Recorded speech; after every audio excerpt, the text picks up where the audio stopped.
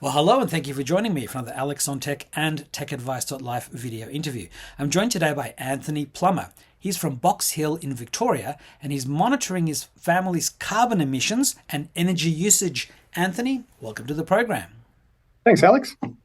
Thanks for taking the time. Now, Anthony, some people watching would realize why it's important to monitor energy usage, carbon emissions, and more. But can you please tell us why you're doing this? Yeah, thanks, Alex. Look, for us, it's very much about doing the best that we can to set our son up for a better world in the future. Hmm. Obviously, it's a very small part. We're only one family in one suburb, in one state, in one country. But for us, it's just important to do the best that we can in that context. So, what are some of the interesting stats on energy usage in homes that we should know about? Yeah, we were really surprised when we first started looking at it. Some things that you think might be using a lot of electricity, like, say, a TV, is actually pretty low energy usage compared to something like, say, an oven or a cooktop or a washing machine, or if you've got one, a dishwasher. They're pretty high draw and they're up in the sort of thousands of watts. But things like a TV is like 100 watts. It's nothing comparatively. And then have you measured the TV when it's on standby? Because my mother, for example, she always wants to turn everything off at the wall. She doesn't even want to see the little standby light because she thinks it's using energy. And it's like, it is, but it's But so it's so minuscule. small. Yeah, Yeah, it's yeah. nothing. It's Yeah. hardly worth worrying about. So how are you monitoring your energy usage metrics? How have you changed the way that you're using energy, be it to cool or to heat your home, to wash clothes and dishes, cook food, or even using, different means of transport than just jumping into the car? Yeah. So we'll talk about transport in a minute, but just in the house, we've used a couple of different devices. Initially, we had a thing called a Power Pal, which in Victoria you can actually get for nothing. You just Hmm. apply for it and then it appears. In other states, you can pay. I think it's like $100. They're not expensive. Probably save you that over the year. And what they do is, if you've got a smart meter, they just basically plug into the smart meter and do a Bluetooth relay of the data that's coming out of that back into an app on your phone, and you can look. When I switch this thing on, switch my TV on, for example, how much does the energy spike relative to what it was before, and it'll give you a readout, and you can see it in real time. And it's pretty easy then to determine what your high current draw things are in your house. So we initially had that. And then we were fortunate enough to be able to afford to get some solar and put that on. And the inverter itself also has a similar app that doesn't just measure the usage from the grid, but obviously measures how much is coming in from the solar, and then comparatively how much you use of that kind of solar envelope, if you like. And is that Bluetoothing to your phone as well, or is it just from the information that's I on the think it's front? Wi-Fi actually, because I can Yeah. see it outside of the house. Because I know that when my father had solar energy installed in his property, I mean, it was quite some time ago. And when the electrician came for the mandatory in the ACT 5-year check, or to how many years check it is of the equipment, he said, "Oh, that's an old one." And I know that it has no Bluetooth or Wi-Fi, but it's obvious that the newer ones would have that, just as a matter of course. Yeah, I'm pretty sure it's Wi-Fi because we I do remember now sort of signing into the Wi-Fi password or for the router into the what do you call it? The inverter, Yeah. the solar inverter. Yeah. Now, also, people could use like individual meters. I've seen, or I've got somewhere Yeah. that I haven't been using, something you can plug in to the wall, that you can plug the washing machine into that, and it shows you on a little digital display. But that's just Yeah. if you want to track one item at a time. Yeah, or if you have a power board and you can sort of plug a bunch of things in, but then you don't know which one's doing which, so it's probably less helpful in that sense. But yeah, they're awesome. You can just plug them in, and we use a version of that which is not so much about energy monitoring, but being able to remotely switch off things. So your mother could potentially enjoy something like this, where you basically can turn off your TV from anywhere, to turn off the little LED stand light, even though it's only drawing 2 watts or whatever. Sure. And I know we talked about public transport, but before we get there, or about transport, you mentioned the solar panels. So what sort of impact did that have on your energy usage and efficiency? Because I mean, I know that we have them, and at least in the ACT, my mother's still on a generous, rebate scheme, which most people are not still on. And No. for those people who are on that, it's good. But otherwise, Yeah. so what has it been like for you? Yeah, I mean the feed-in tariff isn't the thing for us. That Hmm. it's in the sense rather than closer to what the original arrangement was, and that's okay for us. It's just about seeing what the usage is, and like for example, earlier in the day when the sun came out, my wife happens to be home today, and I rang her up and I said, "Oh yeah, are you doing are you doing anything?" And she's like, "Yeah, yeah, I've just put the washing on," because we're all we're a bit sort of nerdy about trying to make use of the solar when it's available, and then when it's not, we just shift our loads, because you don't have to do the washing at any particular time. If you happen to be home, you can, and it's sunny, just chuck it on and make use of the solar, and that way you're not burning energy from the grid. And obviously the grid is increasingly becoming renewable as well, which is terrific, but 100% that all of the energy coming out of your solar is definitely renewable.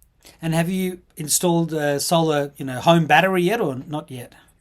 No, we've got it's a pretty small house and it's a pretty small solar system. So we could potentially install a battery, and it's something that we may do in the future. And I like the idea of it and being able to use that in the evening when there's no sun. But we find that for most of our high draw things, like the washing, you can just set it on delay and it'll do it in the middle of the day when most of the time there's solar. Same with the dishwasher, Yeah. which is the other high draw thing. And in the event that we eventually can afford ourselves an EV, then we'll try and do that when the sun's out as well. So, Yeah, and we then have. just briefly on the transport thing, instead of just jumping in the car, which obviously you're still doing, as far as I'm aware, what else are you doing to save energy there? Yeah, I think it's fair to say that we probably don't need a car most of the time. Maybe we should get rid of it, because we get pretty much everywhere on bicycles. We got a couple of years ago now an electric cargo bike, which is just the best thing ever. We can fit all of us on it. I can ride with my wife and my son sitting on the back, or vice versa. We take him to school on the bike. We go to restaurants on the bike. We go to visit my folks on the bike. Um, we go to the shops on the bike, and it carries, well, it carries, I carry when I'm pedaling it, 200 kilos of shopping, which is, that's a lot of shopping. Most people probably aren't going to need to do that much too often. So take it to Bunnings, fill it up, with hardware and so forth. So it's super versatile. The only time the car really gets a Guernsey is if we're going on an outback camping trip somewhere, and I reckon we probably do, if we're lucky, 2,000 k's a year. So probably should have a long hard look at whether we need a car. Sure. Well, But you've got all the Ubers and in Sydney. You've got yeah, the Go Get, exactly. and the Uber has the ability to rent a car. Is it an electric bike? It is. Yeah, So that makes the pedaling much easier. it does. It makes it. I mean, we live in a place called Box Hill, and the reason it's called that is because it's hilly. So I think without an electric bike, well, I know because I've got a non-electric bike that I ride around for when I'm not carting stuff, Hmm. and yeah, it's really handy to be able to use the extra oomph to get the shopping up the hill without too much effort. It's more of a workout otherwise. Yeah, absolutely. So, of all the energy efficiencies that you've been able to make, which have had the biggest impacts on your family and why?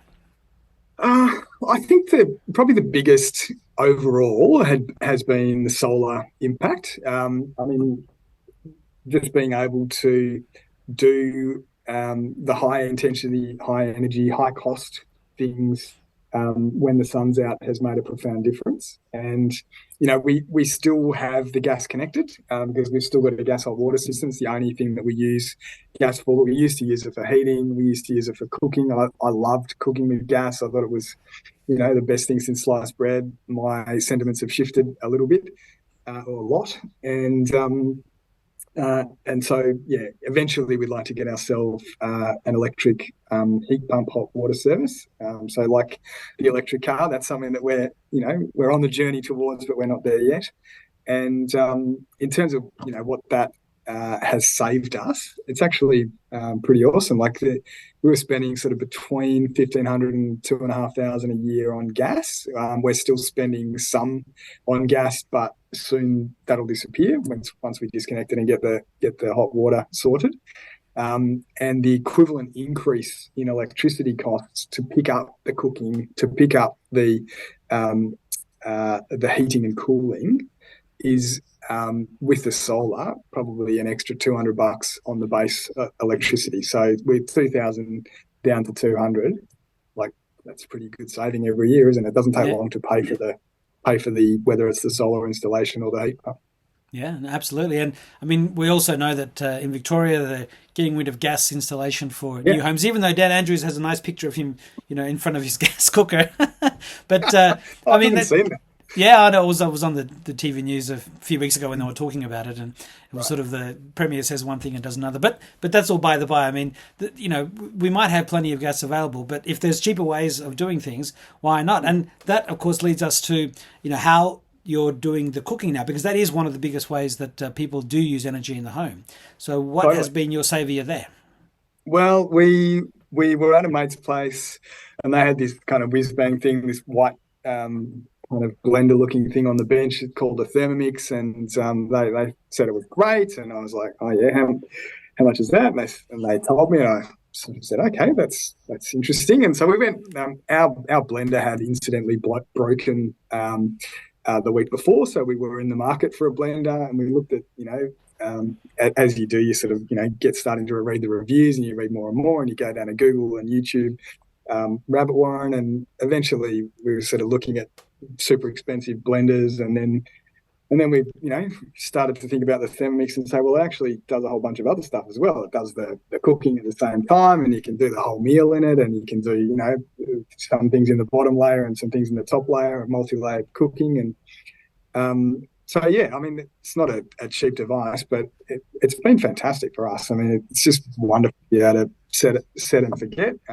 Put the meal on and then walk away, and 20 minutes later, it's kept stirring, it kept heating, it's all cooked. Last night we had a sort of pasta with eggplant and tomato, and the sauce was beautifully reduced, and it was all ready to go. And we hadn't had to do anything except for just set it up and let it go. So um, that saves us having to use the gas in the house, which Yeah, is good both from a cost point of view, but also as we're learning now, the actual particulates that are emitted in people's houses are actually not that great. It's yeah. equivalent to, you're burning a thing. Of course, there's going to be stuff that's not particularly horrific released. So that's one benefit, plus the cost benefit, plus the fact that instead of buying a packet sauce, it's really easy to just chuck some ingredients together and make a real sauce in the machine. I've got a friend who's also a big Thermomix fan and is always downloading recipes. And there's Yeah, something called Cookadoo, and they've got this yeah, yeah. paprika recipe app that they download recipes Mm. into, and even translate from different languages. Just in a nutshell, what are some of the favourite things you like to cook in it, and how long does it take to do that? Yeah, I mean, the cooking time completely varies, but we love to cook that eggplant tomato pasta thing that I mentioned. We love to make dal. We're super keen on leek and potato soup that is just magnificent and really easy in the Thermomix. But yeah, I mean, the number of recipes on Cookadoo alone is just mind blowing. Even if you cooked a new one every meal of every day, I don't think you'd exhaust the repertoire there. So yeah, there's some of our favourites that we love to cook. And in terms of how long they take, well, it's basically how long lentils take to cook, which is, I don't know, 20 minutes. And I know a lot of things have lithium-ion rechargeable batteries. I've got a whole stack of these Ryobi power tools where you've got batteries that work in Mm. different devices, and all our phones and our Yeah. watches and everything else has got these lithium-ion batteries. But I also personally I use a bunch of AA rechargeable and AAA rechargeable, and so sometimes I use them and sometimes I go back to regular ones because they can last a bit longer. Some of those lithium Mm. ones are quite strong. But do you use rechargeable AA and AAA batteries as well? Totally. I mean, there's some devices that aren't yet replete with lithium batteries. Like my son likes to play. He's got his controller for his gaming machine, and that runs off AA batteries. So there's no way I'm going to be buying disposable batteries to throw away in the rubbish. I Yeah, religiously watch. I don't know whether you do as well. The Oz bargain forums, waiting yeah. for them to announce the specials on any loops, and anytime there's one of those, I get myself a packet, and I got some for mum and dad and for my parents-in-law, just to make sure that everybody's well supplied with double A's. But yeah, they're fantastic. I mean, why would you buy something you have to throw away? That's right. Well, for those who are wondering about any loops, if you don't know the reason why people buy those, it's because they keep their charge over the Yeah, long term, whereas normal yeah. rechargeable batteries are slowly lose it. I mean, it can take some time, but any loops But that were when you go to designed. use them, they're empty. That's right. That's right. But any loops were designed. You charge them, and when you want to use them, they're ready to go, fully charged. And that was that's one of the big reasons why people love them. Yeah, absolutely. That's why I like them. So, is there anything else that you want to tell us about your family and your own energy saving journey before I ask you a couple of personal questions about technology? Sure. So, I mean, our path isn't everybody's path. I totally get that. We're just doing our thing for us in the hope that it makes a tiny difference. Sometimes we inspire other people, and that's fantastic. We love that, but people need to make their own choices, and that's okay. Yeah, absolutely. Now, one of the questions I always like to ask as we're getting towards the end of the interview is if you can please share a memory of the first computer that you remember using, and then separate to that, because I'm assuming there was a time difference there. What was the first computer you remember buying for your kids? Yeah, yeah, yeah.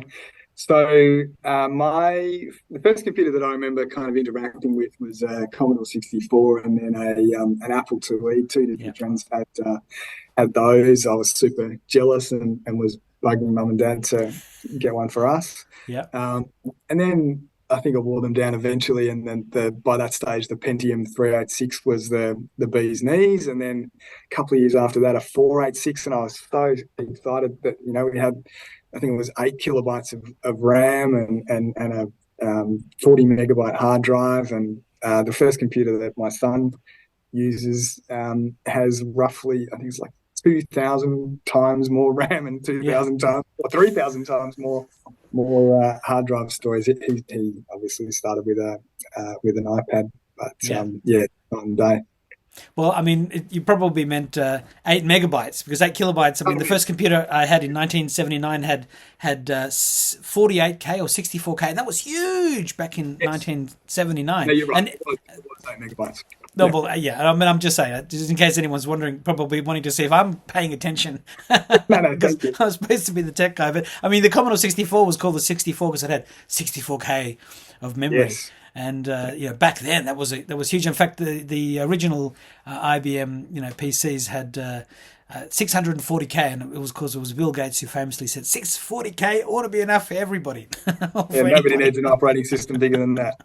That's right. Well, I mean, the people who were, I think it was Digital Equipment Corporation, and I think they were saying at the time, maybe it was somebody from IBM. It's you can look it up in history books, but they were saying that they thought the world market for home computers would have been about five, and it's probably They may have four. underestimated. Yeah, it's probably 4,999,999,995. Too few. But I mean, back in when they said that was probably quite true because most computers Yeah, fit into a building.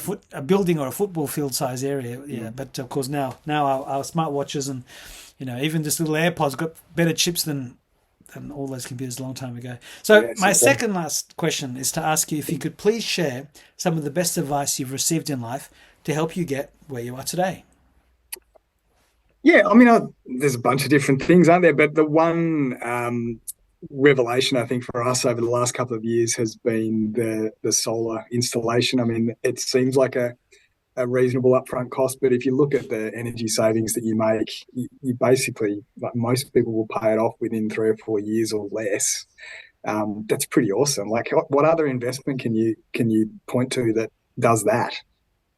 Yeah, no, absolutely. Well, that we live in an era where we actually can generate, energy from the sun in a much Yeah, more efficient way than we could before. I remember seeing like a Beyond 2000 episode or Towards 2000 as it was before then, many yeah, years ago, and they were talking about how one day the CSIRO would develop the holy grail of solar panels with a 25% efficiency, and I think we crossed that threshold many years ago. And in fact, one of the things I've seen spoken about, and I've seen it at trade shows, is this paint you can buy that somehow you can paint solar panels onto your the entirety of your house, but somehow that quite hasn't quite commercialized yet.